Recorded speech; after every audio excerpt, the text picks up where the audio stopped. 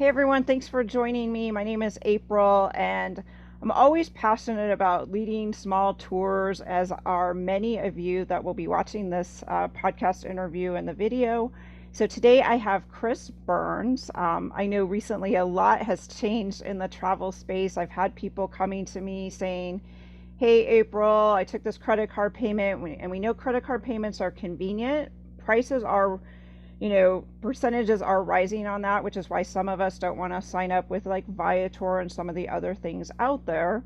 So there's a lot of factors at play here. But the biggest thing that I hear from some of you who have been doing this a long time is people are saying, "Hey, that was a horrible trip," even though maybe they posted pictures on Facebook showing them having a great time, everything was beautiful during the trip, but after the trip, they're calling up their credit card company apparently and canceling their payments, which, as a small business owner, that can be devastating, both from a monetary standpoint and just possibly the negative reviews that they may put out there can be very damaging. So been asking around for people to share their experiences, maybe their expertise, and maybe some tips to be aware of it if you're new to offering tours or travel experiences and many types of services that you can't really put a value on, other than baking the cake. I mean, if you're a wedding photographer too, there's some gray areas going on out there. So welcome, Chris. Thank you for your time. Hi, April. Thanks for having me. I'm excited to be here. So tell us, where do you want to start? You've had many different businesses, I know you mentioned before we got on. Yeah, so I don't love the term, but people call me a serial entrepreneur. I've been an entrepreneur for probably 15 years now.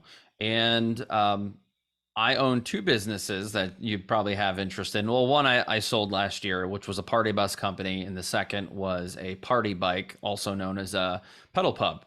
And I've been in the party bike business now. This is year 8 for me. And the party bus business I owned for a hot minute, about a good 2.5 years, which we started during COVID.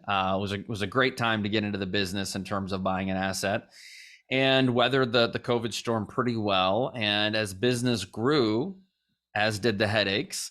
And we had an employee who was really fantastic and showed a lot of interest in growing. And we were kind of at a point where we said, I think it's time to move on because we didn't really want to scale.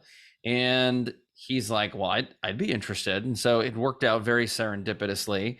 And I was able to take a lot of the processes, the marketing, the approach, the management from my party bike business and bring that into the party bus business. And I'm telling you, outside of one being pedal powered, one being gas powered, it's pretty much the same thing. And so it was really interesting to be able to take something from nothing, from 0 to 60 in a few years, and see it grow and flourish. And so we've seen all kinds of funny, and maybe frustrating things that have happened over the years. But I'd love to share my experiences and answer any questions you might have. Yeah. So on that topic of, providing value, of beyond, yes, you're getting on a bus and maybe drinks, it sounds like, what do you consider is this extra services? What sets your business in those areas apart? Because we can all. It's a great question. So when my business partner and I started the business, we weren't trying to be, we'll say, presidential service. In terms of the assets we had were average to maybe even slightly below average in terms of quality. Because as you can imagine, you could go out and you could buy a party bus for $100,000 and you could provide what would be, we'll just call it celebrity level Yeah. service, what they would expect. And that would be really hard to make a lot of money and be profitable. And so we went out and bought buses that were 10 to 15 years old, put some tender loving care into them, and we provided what we thought was a very good experience. And people didn't need to know what the age of the bus was, Yep. but what we knew we could do was we could provide an experience. And so I always said, in the party bike business, I'm selling an experience. I'm not really selling transportation, Because if you start to sell transportation, you might as well compete with Lyft and Uber and local taxi services. So what I did with my party bike was I created social media and video content that showed people having a good time. They were cheersing on the bus, they were smiling, they were laughing, they were connecting, they were going to really cool, fun destinations, and they were together, right? And so I knew if people saw that on social media, they would have an affirmation.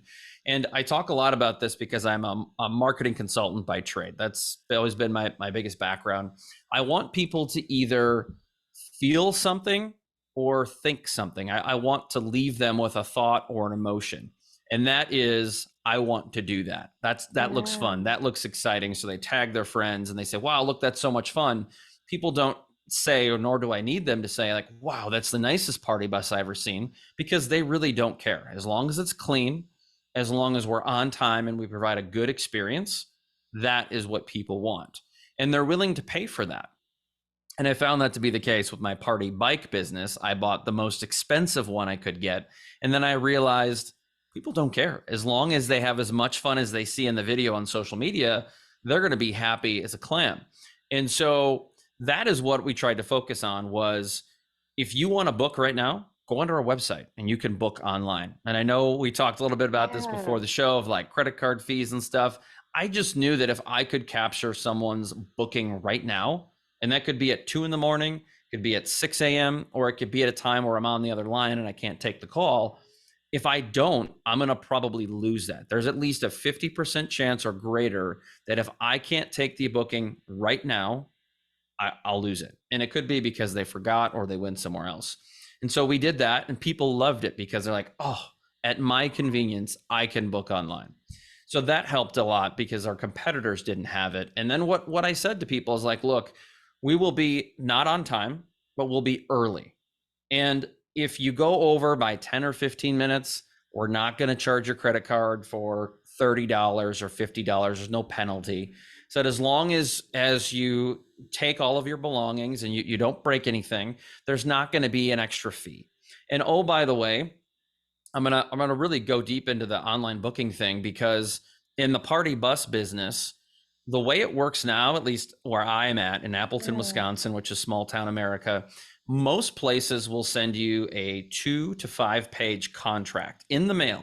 So if you call now and you're like, hey, I want to do that, they will mail it to you, snail mail, and then you have to fill it out by hand, and then you mail it back. And then you have to call them with a credit card or send a check. That to me sounds painful. I'm probably not even going to book with you if that's the process. And so we said, we'll automate it. We can do online waivers. We can do an online contract and condense it down to something very simple. And so we made it easy. And people said, oh, yeah, I would like easy, because by the time I send that in and you get my payment, you may already have that time slot of that day booked. Oh, yeah. So online booking to me is well worth the extra fee of 4%, 6%, whatever they take out. And so that was great. And when I promised them that you're not going to have hidden fees, you're not going to have hidden charges at the end that you don't know about. And that was a game changer and a differentiator. So that to me is what I sold was, look, if you have an issue, give us a call back. We're pretty easy to work with. And oh, by the way, look at our reviews. I thought that at the time our reviews were pretty good. And you're always going to have a couple of negative ones out there that you cannot control, but people will see that you're pretty easy to work with. And that to me is what's really important, that you let them know you are easy to work with and you can be flexible. I like that. And I'm glad you mentioned about the conveniences of credit cards, the positives, because you're right. When someone makes a decision they want to book, and we all know there's a lot of competition out there, no matter what kind of tour you're offering, there's someone else also offering it down the road. And if you're not available and they're ready to pay and buy, we're all in that mode. We want to take care of it now. It's that immediacy.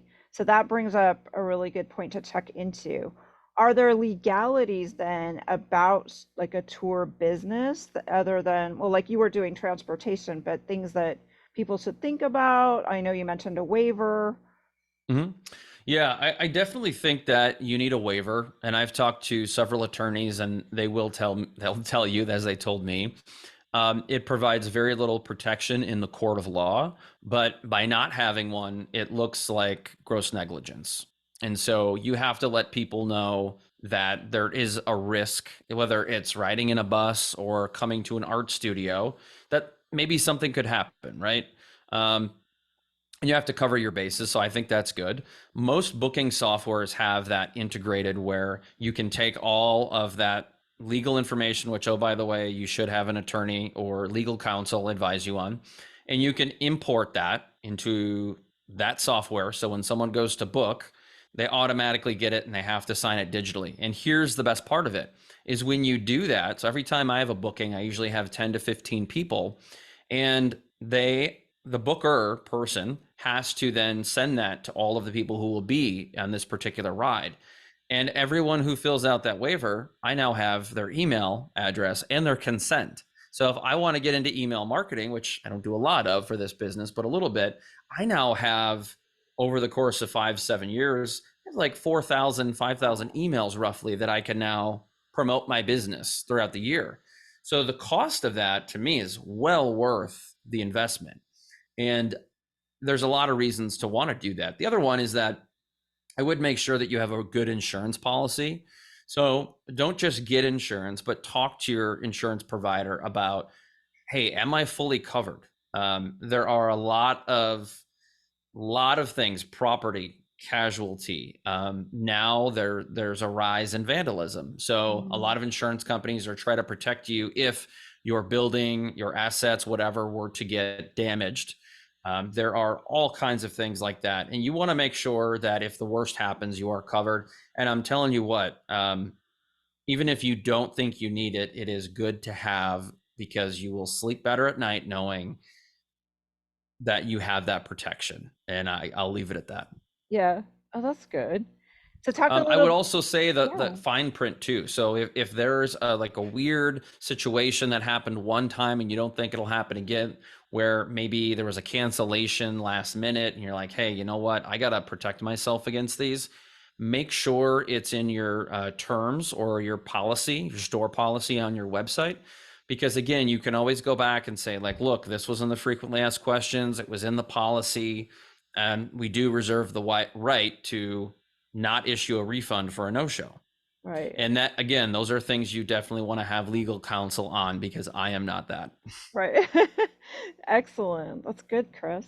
So talk a little bit about dissatisfied customers. I know you touched a little bit about turning negatives into positives because we all go online, no matter if you get a food tour or a ghost walk, and look for reviews. And there may be a bad Yeah. review in there. Yeah. So I'm going to touch on the reviews part first is that I've been in business and been around a family business for a long time. So I know a lot about reviews. And I know that if you're in business long enough, you're going to get probably a fake review. Could be from a competitor, could be from a disgruntled former employee. You might not even be able to identify who it is based on the name, and it could be a 1-star review. And that just comes with the territory. But I will say that for the average person looking at reviews, they put no stock and no merit into a one-star review with no response.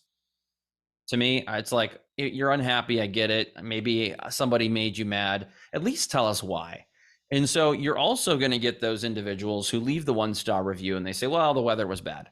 Or, my food was slow. Service was slow. Okay. In today's day and age, I tip 20% regardless because I know people work hard and it may not be the server's fault that the kitchen was slow. But I don't mind when I go out to dinner with my wife or my family. I like to sit there for an hour. I like to be there for 2 hours because I want to have a cocktail. I want to have conversation and I want to enjoy myself. I'm not in a rush. It sure beats the pants off of cooking at home and then having to clean up the mess. And so to me, it's an experience, but not all people see it that way, unfortunately. So when it comes to reviews, I honestly believe that people look past those.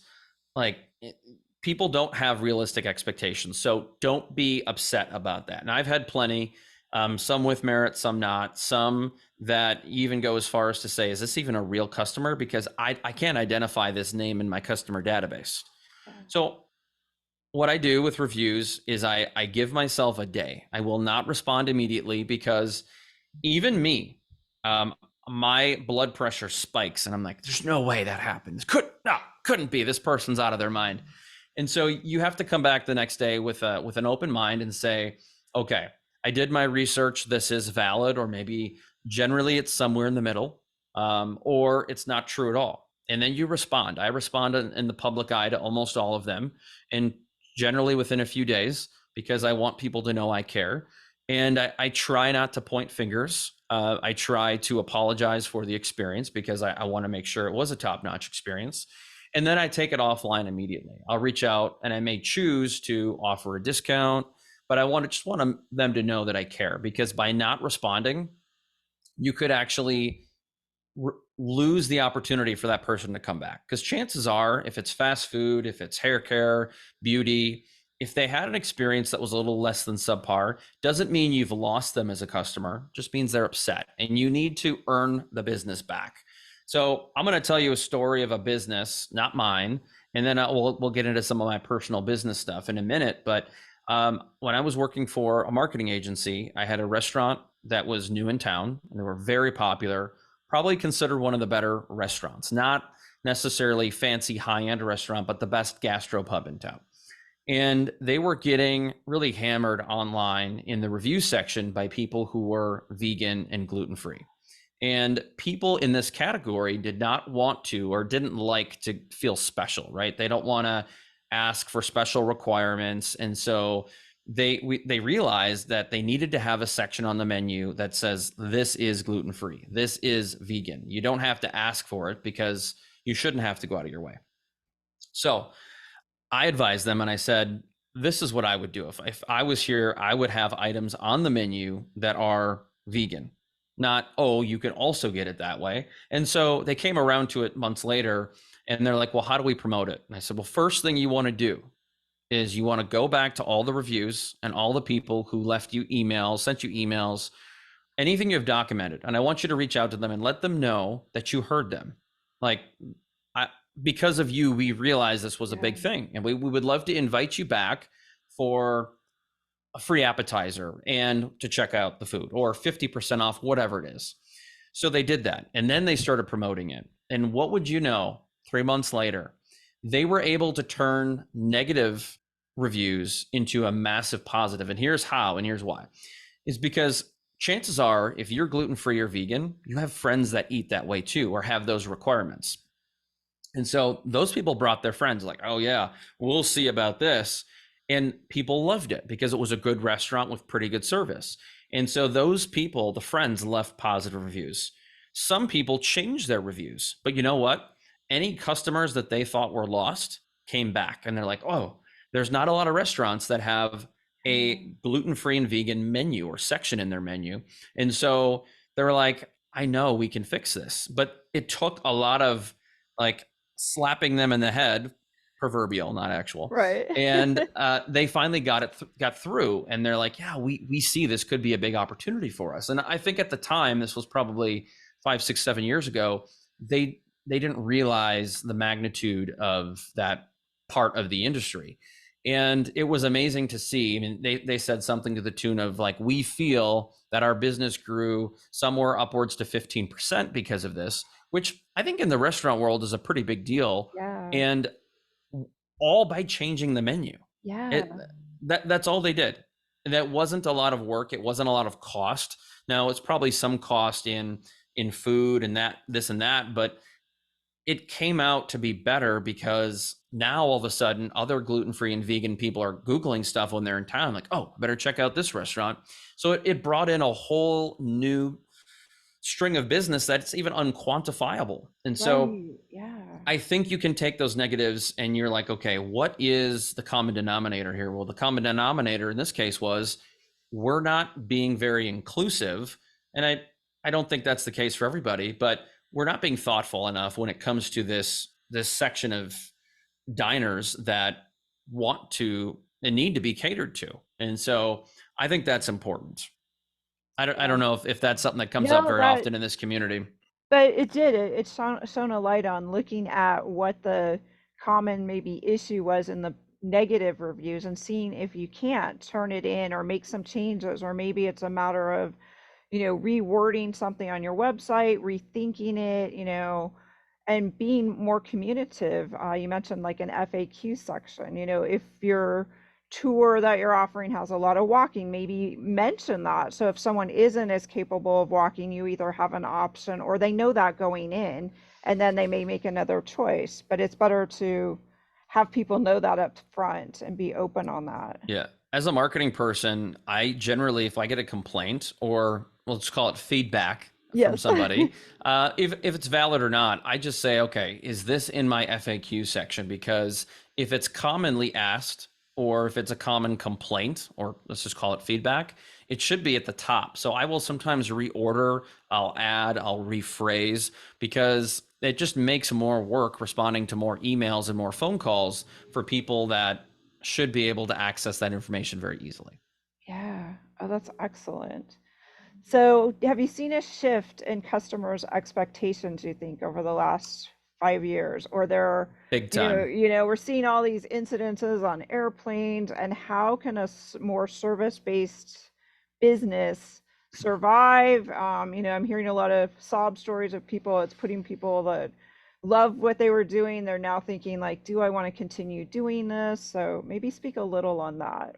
Yeah, I love this question, and I would say yes, 100%. Customers today, and I'm not a negative person. I wrote a book about positivity and mindset, and so this is kind of like a double-edged sword for me. I would say customers today are becoming more and more entitled, and I don't like to label other people, and this is not everybody for the record, but they're expecting a lot more. And even today, like I'm hearing people say, well, I want this service and I want that and I want this, but yet people aren't willing to tip 20%. So it's like, if you're going to expect something, you should be willing to pay for something too. At the other hand, people don't want to pay for it, but they want more.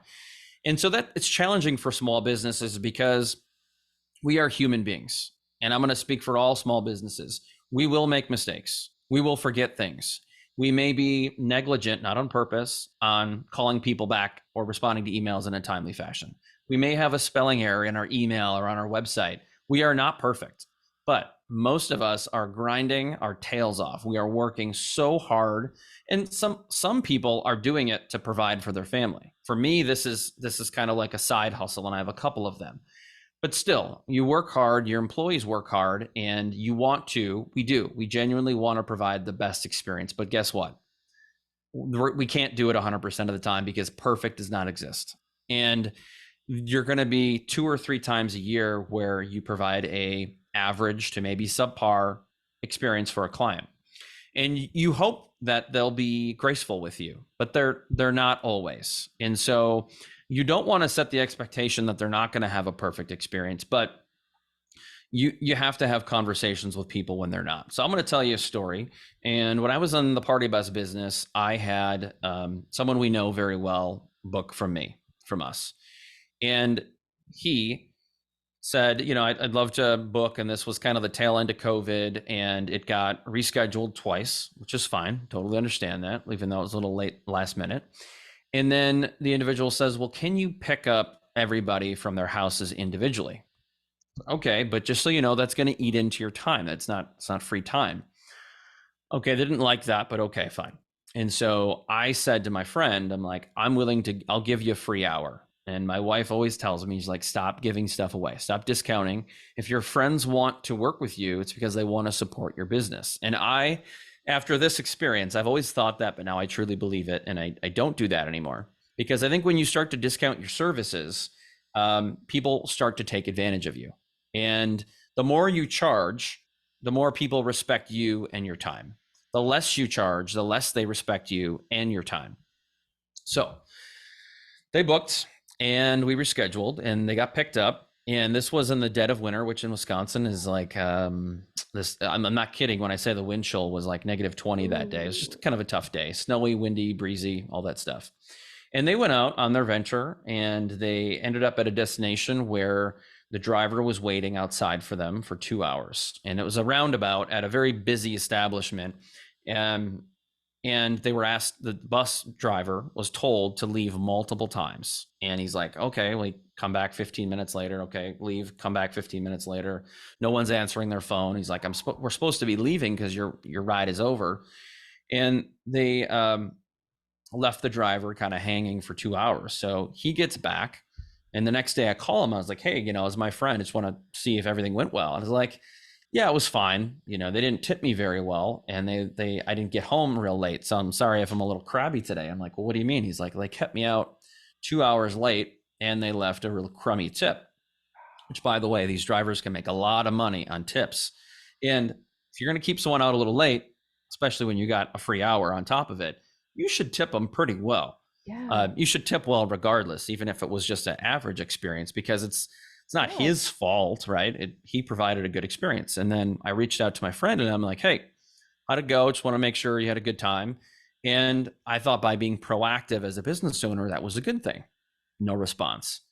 A week goes by, send another text, no response. Another week goes by, send another text and a phone call. And I was like, hey, are you ignoring me?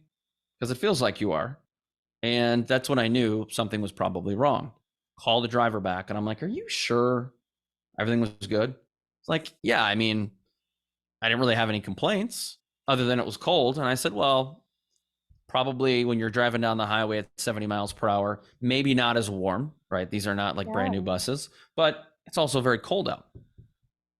So finally, the individual calls me back, played phone tag, couldn't connect, sends me a very long text and says, Chris, this was not the experience I was hoping for. Said, I considered leaving you a negative review, but I chose not to. And that immediately I was fired up. I'm like, you were going to leave a friend a negative review without even talking to me? Yeah. So I still get a little fired up when I hear this. And then the individual says, it was dark in the bus. Nobody turned the radio on for us and it was cold, but it was clean. And I won't go into all the details. And I thought, the radio is in the back of the bus. It's controlled by the users. And the light switches are there. Driver has access to light switches. But generally, if I get in a cab and there's a song on, or if I'm on the phone, I'll tell him to turn it down, please. Or if I like the song and I'm riding in a Uber at night, I'm like, hey, turn that up. I like that song. I can ask, right? You can ask, okay, can you turn the heat up? Can you turn the heat down? Can you turn the music on? Or you could just do it yourself because it's right there above where you sit. And that's very obvious. And there's a sign next to it. And I was like, I don't understand. Like, what do you mean it wasn't a good experience? Well, the driver was on time and this and that. And I said, okay, so you were going to leave me a negative review. You got a free hour. You stayed out 2 extra hours, which, by the way, is like $350 worth. You got that for free because he probably thought I was calling to collect extra money from him, which I wasn't. I'm not that cheap. But I'm like, the audacity to think that you took advantage of me and my driver. It took advantage of the time and not tipping well, like in accordance with the time. Right. That to me takes a lot of audacity. And I didn't respond for multiple reasons because even weeks after I was a little fired up. And I knew that regardless of what I said, what I did, I was not going to meet in the middle. And it wasn't good enough for me to meet in the middle because that person did not respect my business, my time, or my employee.